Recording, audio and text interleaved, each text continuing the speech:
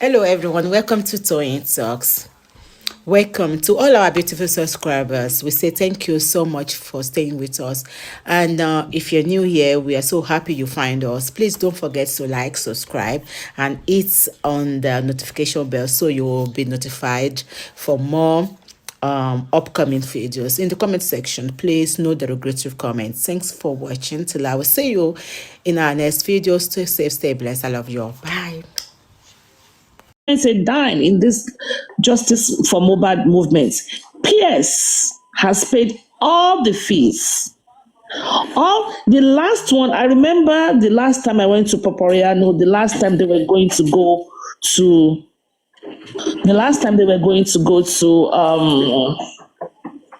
Zone 2, when I told them they have to go ahead and pay. They have to go ahead and pay. Baba Loba has to pay for their own contributions because Pearse is no longer going to pay for it. I think probably that's why they started trying to drag him. But Pearse is not anti-justice. He is not anti-justice. All right. 100%. Good afternoon, Sister Victoria, Sister Iris, Supreme Iron Lady, above all, and good afternoon, Sister Nick. Good afternoon. Please, the way you sound today, I always listen to you once in a while when you are not angry, when you are not bashing or trying to get back to people that make you angry, all those things. Because when they are abusing or cursing, I always go away. But the way that PS thing just came about last week, very, very well, obviously.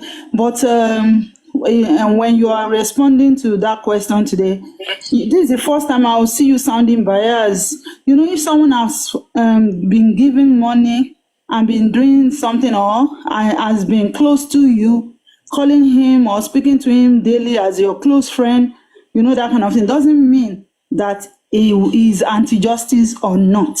That's why I said, how did you know? What's your conviction, please? I didn't say Mr. Pearse is anti-justice. Maybe you were not listening properly. I think she's talking to me. The question is to her, actually. She's the one that is responding. Okay, she's the one that responded that she's very sure. She's Listen, very close. It's me, and I'm sure 100%. Yes. If you don't trust him, that's on you. I'm taking responsibility for Pearse, and I am 100% sure.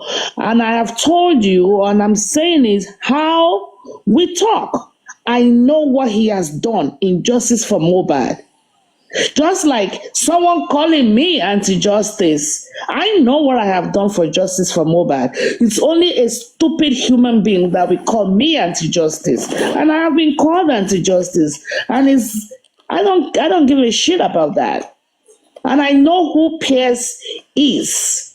And Pearse is not, he has his weaknesses, just like I have mine, and everybody else have their weaknesses. But Pearse is not anti-justice. All right. Take it or you leave it, I don't care.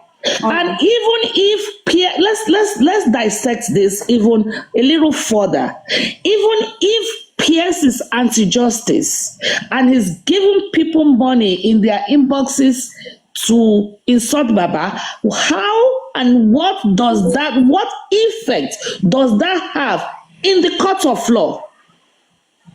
I didn't say he gave people. No. It doesn't even matter. What I'm saying is that even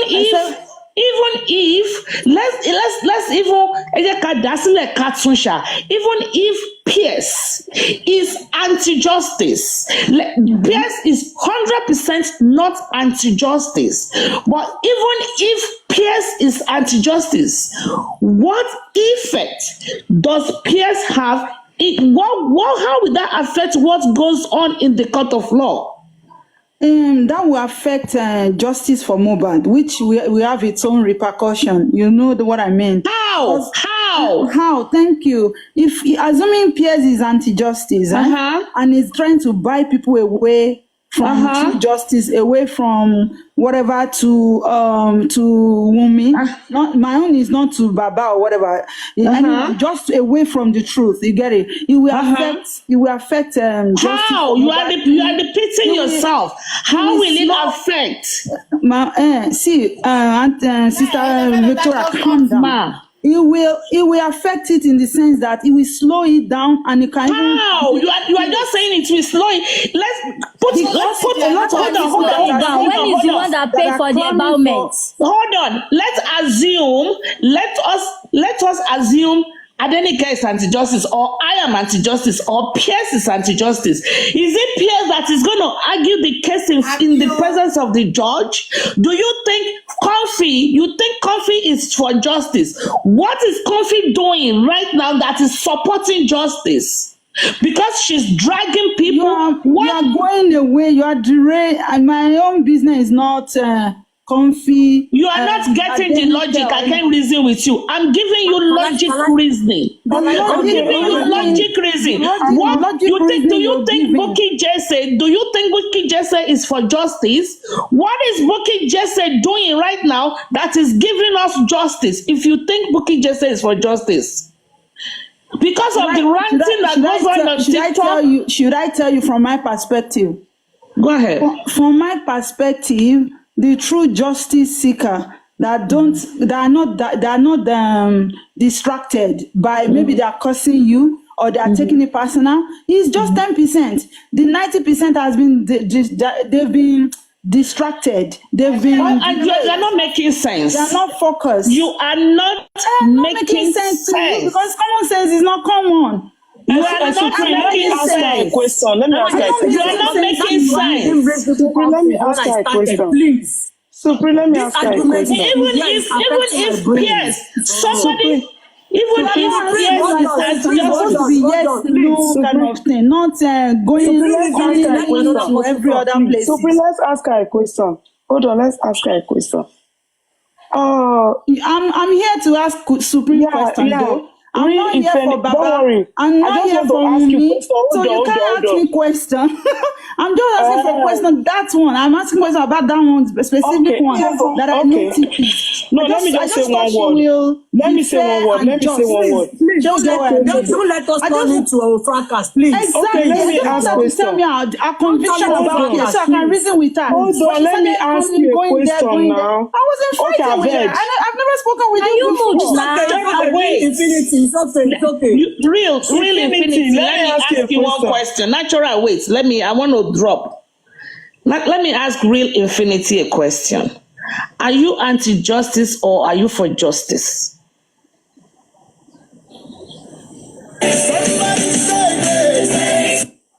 Real infinity, I'm asking you a question. Are you anti-justice or are you justice? He's an anti-justice. Hold on, let me ask her. I am for justice. Okay, so you are for justice. What? Okay, that's fine. That's okay. That's all I just need to know. What has you been for justice? What is your contribution doing in the court of law at Ikorodu? What is you being justice? How does it improve the justice system at Ikorodu? Thank you. I'm not in Nigeria. I'm not based in Nigeria. So spiritually, I've been praying and fasting. Even last year, I fasted 21 days for Ileroluwa Loba. And why did they close the inquest then? See, this thing, anything that happens physically, it first happens spiritually because spiritual commands and precede the physical. So I am spiritually fighting for him. You need not to go to Nigeria. I attend courts. A lot of people in the court inquest, they are all fake. Carry me in many things. So when people will spend money going, it's all fake. So what is it in your heart of hearts? Are you truly want this justice? Are you gaining anything from it? Or are you for real? You know, that kind of thing. God looks into hearts, not what we've done. Heart, intention, matter. So if you want to ask that, I am for justice and God knows it because I want my prayer to be answered. And you think Pearse is mo gbé tẹ́ Ọlọ́run lọ ni pé àní kíní iṣẹ́ ẹjọ́ bọ́sì ó máa hard but ó máa go through. So that's it. Okay. So when I came purely to just ask you. I don't go upstairs. I don't go anybody's platform. But when you said it, listen, you ask you are now putting Bukky, Jesse, putting you are adding it to me. What my business with you? Just ask me purely. This is your conviction, no, and this is why you can bet your life on you. Simple. And I've told you that. And we have to go. We have to go and do the opposite and have a logic reasoning, because calling some people, Adenike has been called anti-justice. I have been called anti-justice. I think everybody on this platform. I know everything, sir. I know all about it. Okay, so it doesn't make any difference anymore. Anti-justice, justice, everybody is that for moral. We should calm down. Abi, what do you think? I'm calm. There's nothing. Go speak of contention now. What is that? So justice, but you asked me why my conviction about Pearse, and I've told you Pearse is anti-justice. 100%. But you've not told me your conviction. What makes you convinced that? I don't even need to tell you my conviction. I've told you, I've explained to you. I don't need to. I have my own opinion about that. I don't care. It's your own opinion. I don't know him though. I don't know him. I don't care. You don't know him. You say you have your opinion. I don't know him, but I really do not care about anybody's opinion. Just like what Sister Adenike did today. She did some analysis, and when you put one and one together logically, as you said, you will know where this thing is heading. So that's why I asked that question. But if you say my opinion is rubbish to you, it's fine. But we will only told you so time will tell. We shall see. It is well.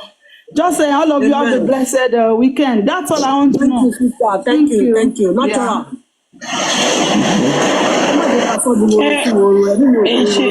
She has left. I just wanted to ask her that how do they buy someone's conscience that is distracting justice?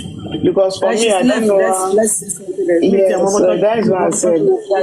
She has left. For my own contribution, because that's what I wanted to ask. That's why I came up. But let me leave that aspect. Thank you very much, Adenike. Hold on. Oh, Aduke. Yes, ma'am. My brain is not working now. Where do I go? Click on that more. Click on that more. Have you clicked on that more? Yeah. 3 dots. Go to your, scroll down to the settings. Okay. Then you see block, mute, block account. Okay, blocked accounts. Oh God. No, Perry is not here. Not seeing your live sharing. Are you sure? No, it's not. No. Okay, that means you did not block that. What you unblock everybody? You block tipe now. Oh, okay. No, I didn't block him. No, it's not there. Martin, I was muted. But you should have allowed me to come and show that lady. Yeah. Opinion by attacking another person. Adenike, that is not the way to ask question. No, Adenike, that is not the way to ask question. The question not make sense. About it and move on. Let's forget about that. Yes. No problem. Tomisco. Abike Adegoke, mo ti gba Abike Adegoke, ẹ máa sọ̀rọ̀ nsìn. Happy Sunday, everyone. Your interview with Bukky host. Can you continue? Can I see? Okay, hold on. Sorry, I know many people are for Mr. Pearse here. Let me tell you the real fact. If I were all of you for now, I'm not saying what you are doing now is not good though, because we are all adults. But in nǹkan bẹ́ẹ̀ yẹn bá ṣẹlẹ̀, wọ́n ní ojú tó bá farabalẹ̀ ó máa ń rí mú. I don't know Mr. Pearse. Mr. Pearse has not offered me any money. Talk less of giving me any money. He has not done anything bad to me. But according to Gorexi said Mr. Muiwa introduced him to Mr. Loba. But the way everything is just scattering every day. If I were you people, I wouldn't do anything with But Mr. we have Pierce. two Mr. Muyiwa. We have two Mr. Muyiwa. No. I need Mr. Muyiwa that lives in London. Mr. Pierce ló sọ. He lives in London ló sọ fún mi. Ó dẹ̀ tún connect wọn mọ́ Mr. Dayo. Ó connect wọn mọ́ mi iṣẹ́ mechanic. Mi ṣá mọ̀ pé mi wọ́n ṣe gbogbo wọn ṣe mechanic. Mr. Pearse was the one living in London. Muyiwa was the one living in America. And Guresi, according to Guresi was bashing Mr. Loba on his page. And Mr. Muyiwa living in London saw it. And he now called Guresi and told Guresi who Mr. Loba was then. And now, according to everything that we have been seeing now, Guresi sọ pé òun ló introduce Mr. Pearse sínú system. Mr. Muyiwa sọ pé òun ló introduce Guresi sí Mr. Loba. Definitely, they are talking about that Muyiwa, but I did not know until when every kasala busted last week. But Guresi told me himself. But nǹkan tí mo ṣe ń sọ nìyẹn pé èmi Adenike, I will never be part of anything that they are doing now. I'm not saying I'm not going to do anything with Mr. Pearse tomorrow until when I'm okay with my spirit, when I'm true with my spirit. But for now, I don't want anybody to rub anything. Adenike, I want to ask a question. Why are you saying you don't want to do like what people are doing with him? Like what? I just want you to clarify that area. Like the way we are saying they are anti-justice. I came here to expose Bukky Jesse and all that. All of them, many of them they are not for true justice. They employed all of them. So I trust only myself. That is where I'm going. I am not going to trust Mr. Pearse until when I see the end of all the story. And I don't let me land. You guys don't know what is happening on Facebook. You think all those confused are just doing their TikTok. They will do the TikTok and they will go and paste it on their Facebook. Many of you don't go on Facebook. You are only on TikTok. Many people on Facebook, they don't come on TikTok. Some come on TikTok and go on Facebook. But because I have the privilege to have all these platforms, I see everything that is going on. Facebook, Mama. Madam Adenike, I still want to ask you a question concerning Mr. Pearse. Nobody is forcing anybody to support Mr. Pearse. According to you, we are an adult. We choose what we want and who we want to decide. But come to think of I'm not blaming anybody. I'm just talking for my own. I came here to analyze. And it's not only Mr. Pearse that I mentioned his name today. Yes. But come to think of it, do you feel it is fair? It is fair the way Baba Mohbad and others, the way they handle Mr. Pearse's case, even though he is supporting the legal team financially. Do you think it is fair? Because I believe the same way they handle. Do you know the reason why I did the show I did today? Do you know when I've been here? I think I've been here since 9 o'clock or something. I came to expose all of them for castigating Mr. Pearse, and they are hiding their own. He who come with equity should come with clean hands. Nkota and Sonny. Comfy will sit down. Bukky Jesse will be castigating everybody. Meanwhile, they are all birds of the same feathers that flocks together. Madam Adenike. Madam, I'm sorry, you've been talking since morning. I understand what you are talking, but there is difference between Bukky Jesse, Comfy, and Pearse. You can't can you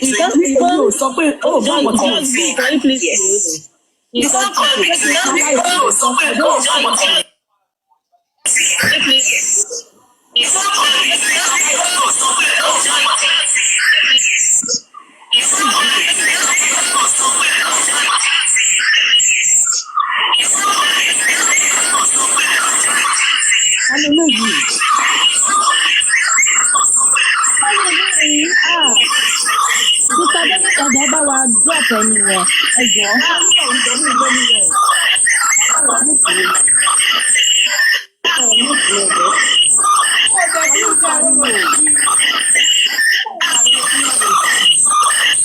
What did you drop into your drop points? As I was saying before, the butterfly or mosquito flying. Are we going to compare Mr. Pearse to Comfy? In any way, In any way, Mr. Loba has no right. Hold on. In any way, Mr. Loba has no right to do what they did to Mr. Pearse. Because only got your thing can get your board of room. You know that if you are not sure where he's getting his money from and he's spending that money on you, and you have been collecting that money for months, and now you came out to castigate him. Do you know what is happening on my page? Show more here. Confi bringing our pictures together with Mr. Pearse. And this is the story they have been selling on Facebook. You are right, Mama. Yes, I'm not saying Mr. Pearse is good. I'm not saying it's right or wrong. No, me, I'm not saying. You are not saying that. You are not saying that. I'm just tolerating myself that I'm not in any group. Yeah, we are nobody is, Mama. No. You are nobody is forcing. You are right with everything you are saying. What me I'm asking is. Tó bá gbọ́ nǹkan tẹ́mi ti ń sọ bí báyìí látàárọ̀ tí Mr. Loba ò bá kí ń ṣe olè fúnra wọn. What me I'm asking is. Kí ló dé tẹ̀ ń gbowó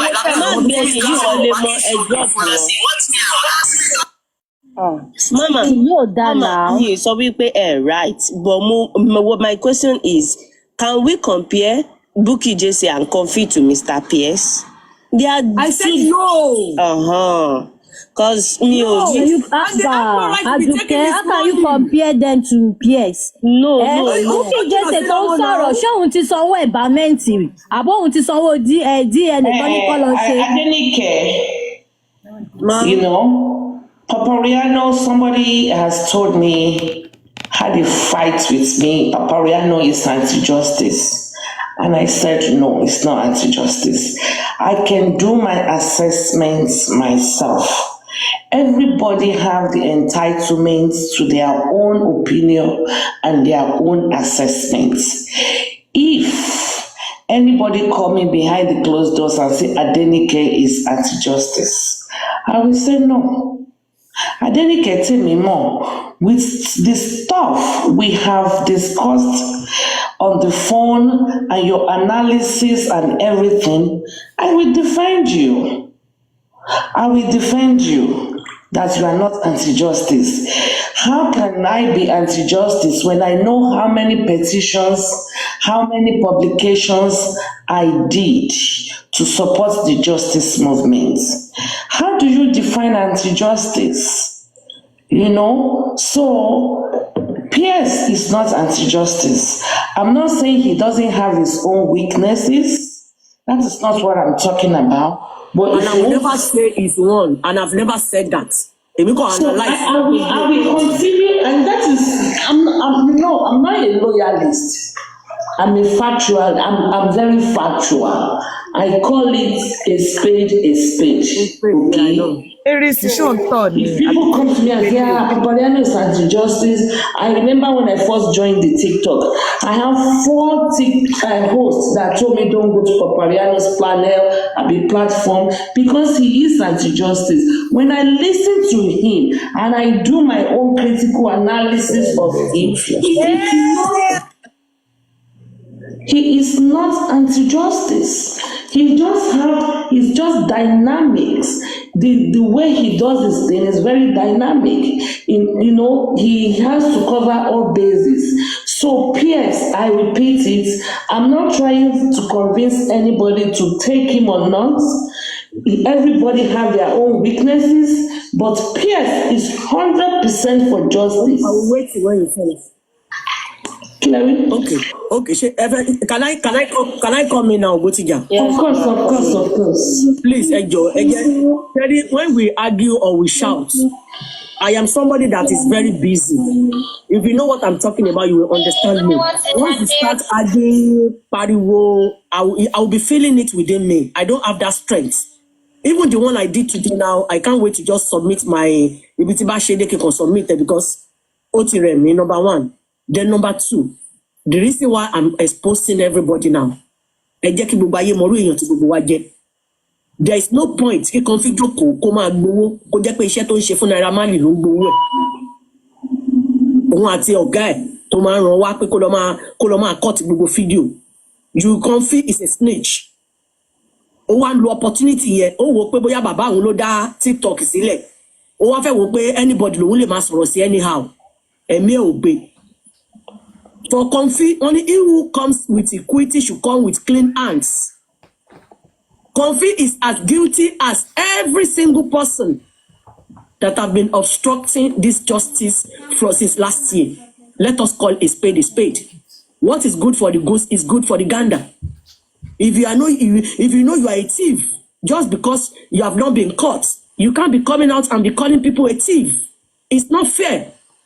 I am not condemning Mr. Pearse, but I am confused for the fact that Guresi told me few months ago during our own conversation that Mr. Pearse introduced him to Baba Loba. This particular Mr. Pearse that introduced him to Mr. Loba is what people has been castigating since last week in year number 1. Aside from that, Guresi made us know that Guresi Madam Adenike. Hold on. Because Mama, you I check life. I don't like argument. Let me finish my own, please. Guresi has changed that statement. That is what I want you to know. What he told you last month that you are talking about, that is not what he said this month. I'm not talking about last month. I interviewed Guresi now over 4 months ago. What he told you 4 months ago is different from what he said during this Mr. Pearse, how he made Mr. Pearse. You believe what he told you, but what he said in public is another thing right now. You believe what he said? What he said me Guresi a liar. Ẹ jẹ́ kí mi farabalẹ̀. Yín lè máa jẹ́ káwọn èèyàn máa cut kó máa lọ máa analyze wá síbi nǹkan tí ò dá. Ẹ máa ní sùúrù. I'm not saying Mr. Pearse is anti-justice. Nǹkan tí mò ń sọ fún yín, wọ́n ní báwo ni ṣe máa pòwe yìí omi ìmọ̀ bí ṣe máa pòwe yìí. Ṣé bí àgbàlagbà ni gbogbo wa kọ́ náà ṣàánú wa. Nǹkan tí mò ń sọ ni pé gbogbo yín ṣe sáré ń ṣí NGO tẹ́ embrace Mr. Pearse yẹn ó yẹ kó jẹ́ nǹkan tó yẹ pé ẹ kọ́kọ́ máa ṣe lẹ́yìn. Ẹ jẹ́ ká máa wòran, ẹ jẹ́ ká farabalẹ̀ ká wo bí tí gbogbo ọ̀rọ̀ yẹn ń lọ. Ìyẹn ò mí pé bóyá Mr. Pearse will not be exonerated. But not when everything is still hot. When people are still fighting against this man, that is when you will be telling us that you are forming a group, a foundation, and be peppering them ganga. I don't know. But I'm telling you now that it's not yet time. Because you are giving the other side to be going away with their evil deeds. I know what I'm talking about. I want to answer you in that area. Pearse does not form any foundation just to pepper. You are getting it wrong. This foundation of 18, we were just discussing about it. You understand? Before Pearse now came online. You understand? Not that Pearse just come up and said, I want to do foundation. No.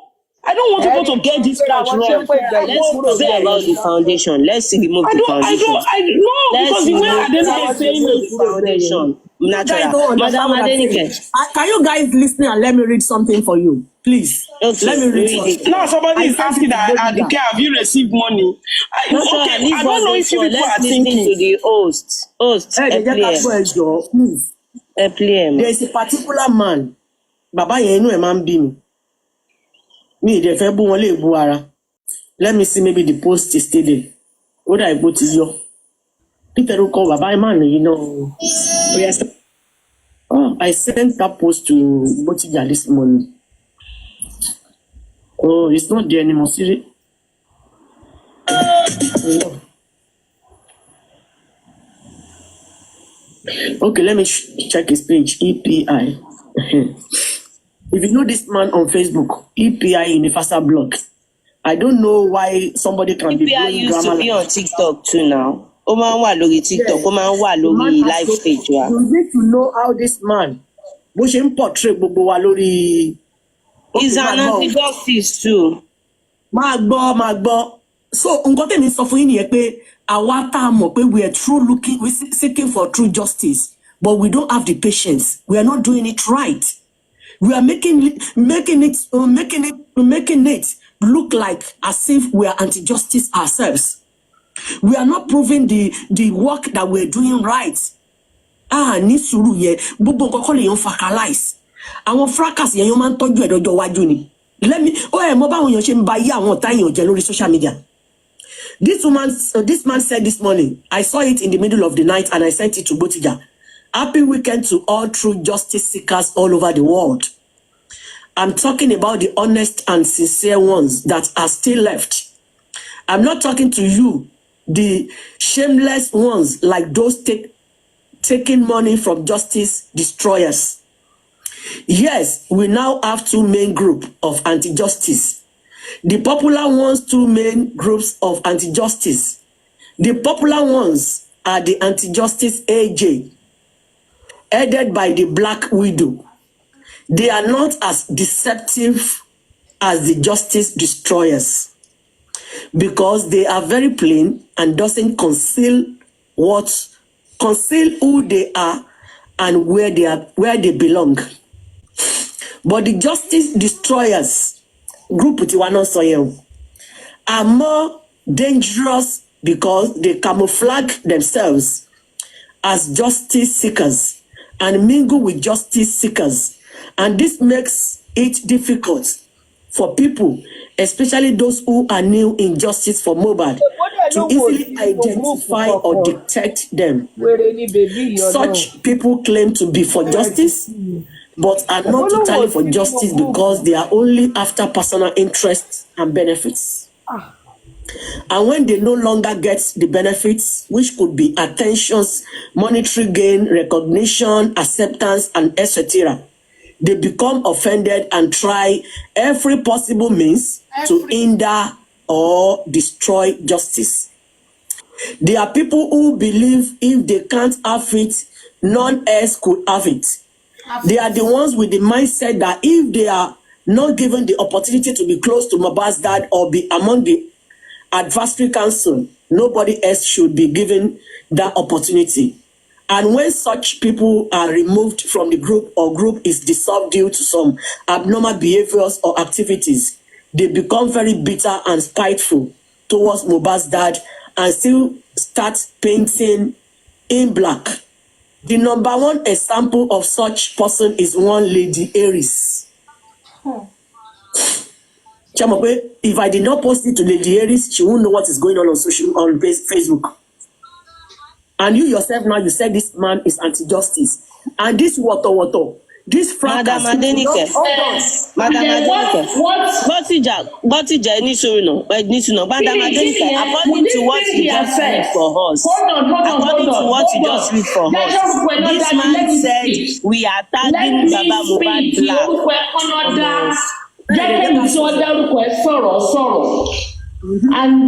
And so fucking what if he said so? And God sees my heart. What do I care? But Lady Aries, can I tell you something, please? What do I care? What? When they told me Karima lived in my house, what did I care? At the end of the day, Oto Farahon. So what do I care?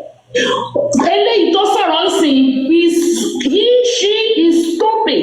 This is the same person that finished, that said that spending or somebody was not released. He said dollar, he or she. So what do I care? So you think I'm gonna please, Adenike, please don't. But she just mute. Just Madam Adenike. Sometimes because you believe what is in that post. I didn't believe it. Oh, God, you believe what is in that post. Pointing to Baba mistake does not mean we are attacking Baba. Oh my God! Àwọn èèyàn pa ọgọ́dọ̀ TikTok, most especially that EP universe yẹn onírọ̀lá ni. EPI ẹ jẹ́ kó kà tán mọ́mí ẹ̀ kà tán ó yẹ continue ẹjọ́ ẹ jẹ́ ká mute kíní kan ẹjọ́ mute. It's not everything that IP you have to listen to. I used to read his message on Facebook. Okay, no problem, talk. You people, you just feel you are right always. Sometimes when you have people around you, don't think about yourself only.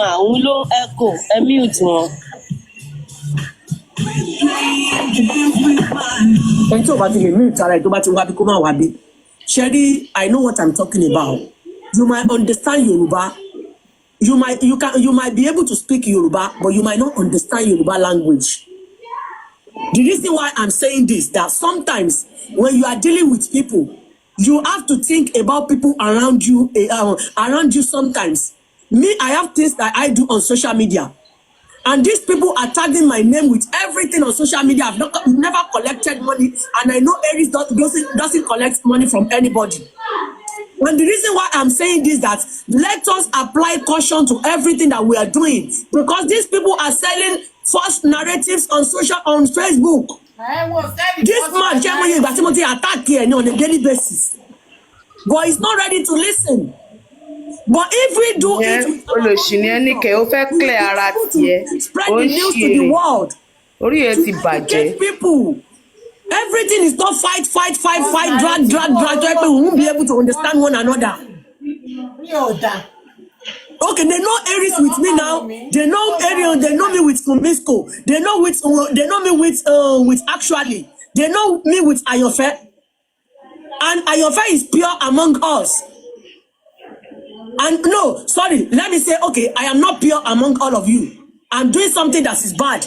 And that thing I'm doing that is bad, they are bringing it back to all of us. They are mentioning our names. So that means I'm not careful. I should think about all you people before I do anything out there. That is where I'm going. Let us exercise caution. I'm not saying what this man is saying is true. But I'm telling you guys that they are selling false narrative on Facebook that you guys don't know.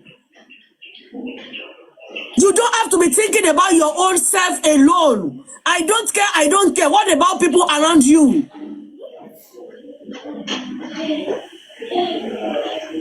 What about people around us? Bukky doesn't have any business that she's doing on social media, and your friend doesn't have. No confidence on you. What if what you guys are doing is affecting my business? Should I be paying for what I did not do? Please, I know what I'm talking about. That is why I did not bring anybody up when I was doing my analysis. Don't let us be thinking about ourselves alone. Think about people around you. This man, go and look at his page. Adenike, you know what? You can go ahead and block me and I will block you. And you see what you are saying? It's none of my business. I don't care. Take your decision. Fuck off, I don't care. You think I cannot live my life? I have to be living my life based on how it affects Adenike or how my life that means I'll be living. Fucking blocker. I'll be living my life for you. If you don't trust me enough and I don't trust you enough, go ahead and cut off. What support you? I support you far on this one. You see, you want me to consider you. Why will I consider you living my life? It's my life, not yours. Exactly. And it's my name that is mentioned, and I don't give a shit about that. And I gave you an example when they said Karima lived in my house. I didn't care. They drag. Why are you blaming me for business? Did I blame you? I told you was, as for me, Muiwa Pearse is not anti-justice. Did I blame you? I did not blame you. All I told you was, as for me, Muiwa Pearse is not anti-justice. And I represent myself.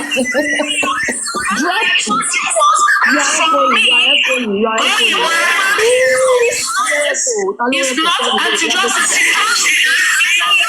Oh my God.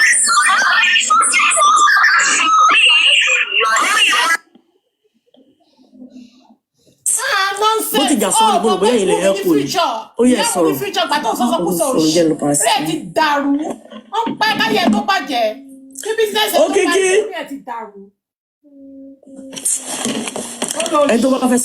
I want to go, please.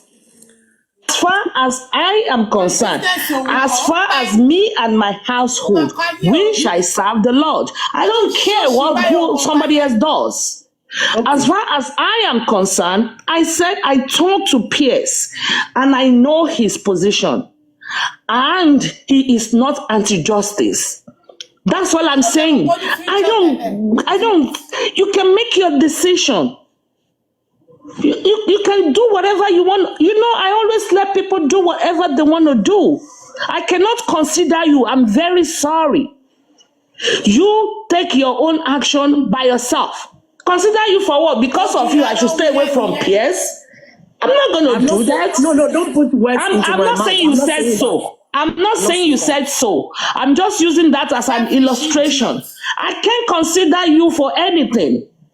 Nothing. Okay. I can't consider anybody. Sometimes Papadiano will block me on his panel, and later he will unblock me when he's comfortable, and that is fine. I mean, everybody's an adult, and my point is, even justice or anti-justice, it doesn't count, even on TikTok. What are they doing? It does not count. It's the lawyers that are in court that is going to fight the case. So if Adenike is anti-justice now and dragging Baba, how does that affect what happens in the court of law? Me get here. I still don't understand. It's okay. I don't want to argue. Maybe when I come here and I'm not tired, we can do it again. But I'm tired now. I'm tired. There's nothing to do again. We can just cut off. I mean, you can completely cut off. I mean, I don't have to come to your platform ever again if it's affecting your business online. I have a call.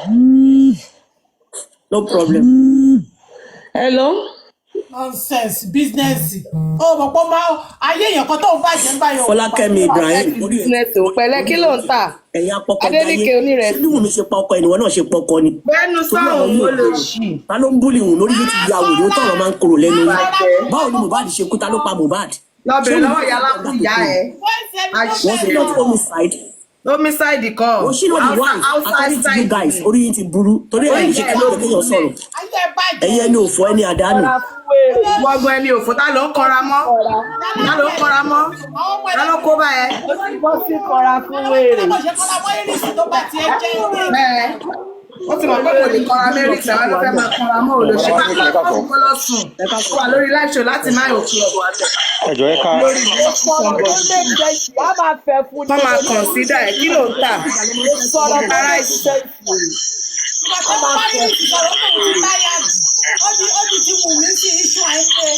Homicide. Outside side ni. No, like outside. Homicide kọ̀ọ̀kan. Ó lọ́pọ̀lọpọ̀ ọ̀bọ̀. A máa fẹ́ fún ni. Ó parọ́ kú. Tèmídì mo ti dúró síbi tó belong sí. Èmi ò rúru. Tèmídì mo ti dúró síbi tó belong sí. Èmi ò rúru. Ó yẹ jẹ́ kí ọ̀pọ̀ tọ́sí náà. Èmi ò rúru. Àfihàn mẹ́kọ̀ọ́ ìmọ̀ ayé ẹ ló ẹ̀kọ́ yẹn ó lè ṣì. Bí wọ́n bá ti pọ̀ jù náà ayé èèyàn a máa ẹ̀kọ́ ni olóògùn kú.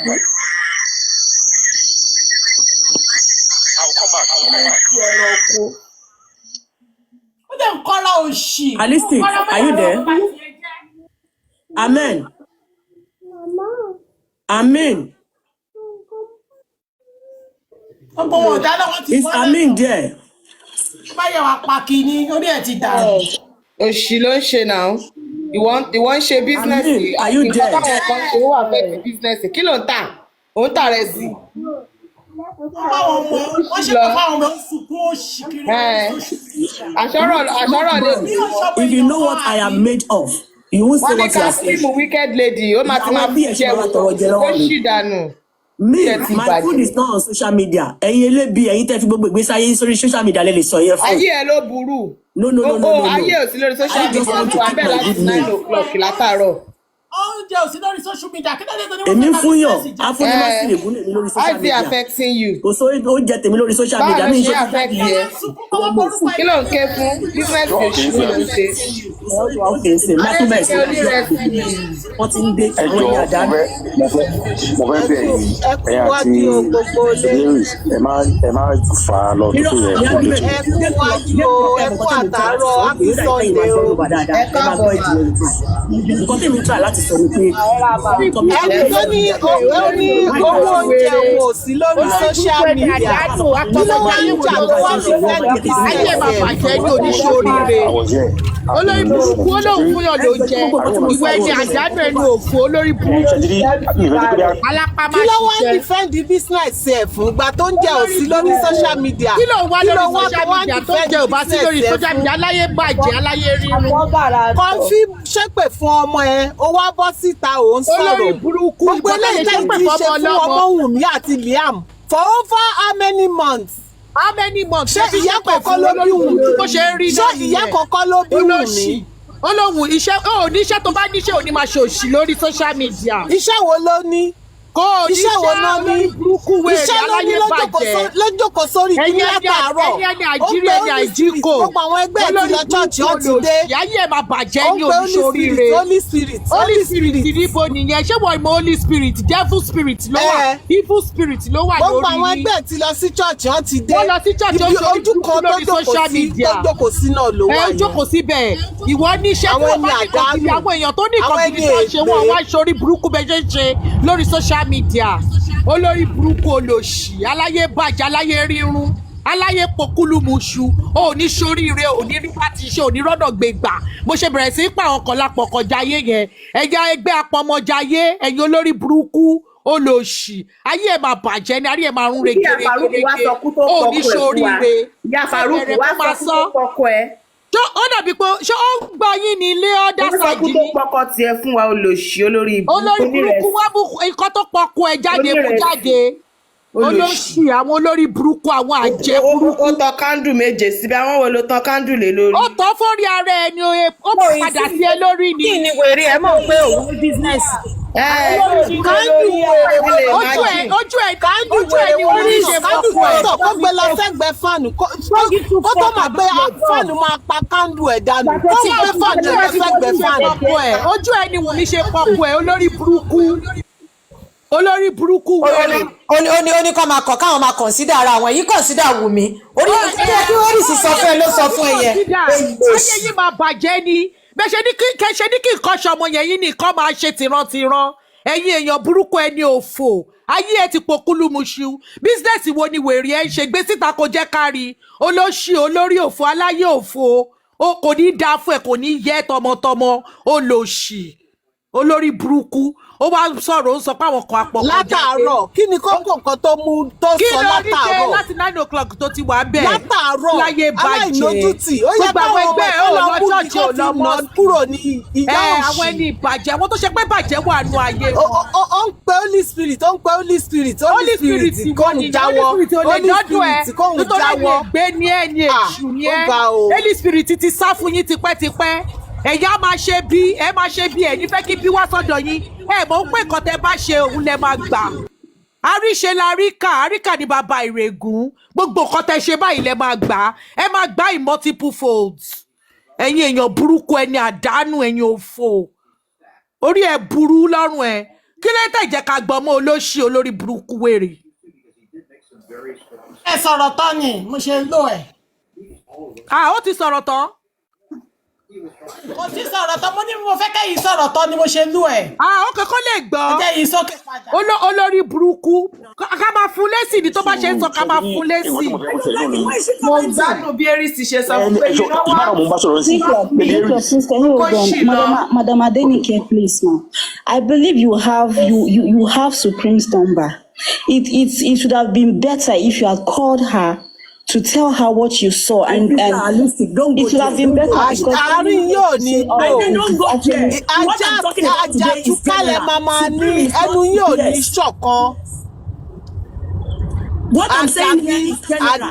I'm exonerating myself. Lórí gbogbo yín, àdàbí. Were your name called? Did they call your name? Yes, they will be putting my name everywhere. I'm sharing money with everybody. They will be updating on Facebook. I see this, I will send it to Bukky. And she said she doesn't care. Wọ́n dárúkọ yín pẹ̀lú Pearse o. Ṣẹ́dí Lady Eris ń sọ pa Pearse. Wọ́n dárúkọ mi pẹ̀lú Pearse ẹni sùúrù. Okay, nígbà tí Neyimo lè ka orúkọ, ṣé kò ka orúkọ mi mọ́ wọn pé ajalè. Ẹ̀yin yàtọ̀ sí Pearse o. Gẹ́gẹ́ kó ṣì lọ lórí justice ṣọ́run ẹ̀ṣẹ̀ kò wá fún mi. See, this is social media. J-Clock, listen. This is social media. These people say things. People, they might not even know anything about it. They want to say. That is the way you people see it. I'm doing my own the way I like it. I know where I'm going and I know what I'm talking about. I don't want anybody to come and rub anything that I did not do on my face.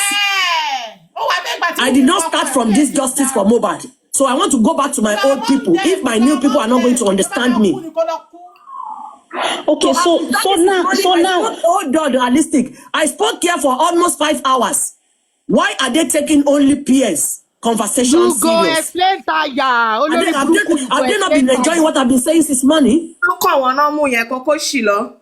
Ladies, you know what's if I don't have a room now? We should have settled, said this amicably. Can you people the money? Okay.